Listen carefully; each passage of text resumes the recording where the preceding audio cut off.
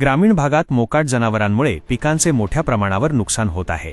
हे नुकसान रोखण्यासाठी मेडशी ग्रामपंचायत अंतर्गत असलेला जुना बंद पडलेला जनावरांचा कोंडवाडा दुरुस्त करून तो पुन्हा कार्यान्वित करावा अशी मागणी करण्यात आली आहे।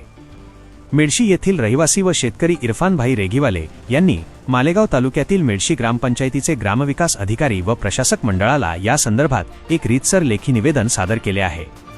सध्या मेडशी परिसरातील शेतांमध्ये मोठ्या प्रमाणात मोकाट जनावरे फिरत असल्याचे चित्र आहे। ही जनावरे पिकांचे अतोनात नुकसान करत असल्याने स्थानिक शेतकरी पुरते हवालदिल झाले आहेत।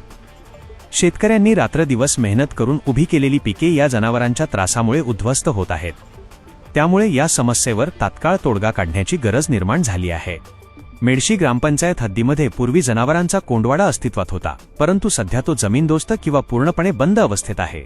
हा जुना कोंडवाडा पुन्हा दुरुस्त करून तातडीने सुरू करण्यात यावा अशी आग्रही विनंती या अर्जाद्वारे करण्यात आली आहे।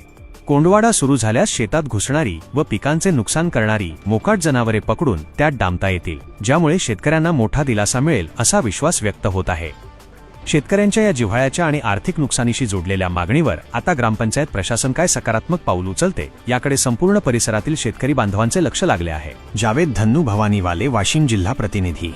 अशाच नवनवीन बातम्यांसाठी आमच्या चॅनलला सबस्क्राईब करा आणि पाहत रहा MH न्यूज मराठी।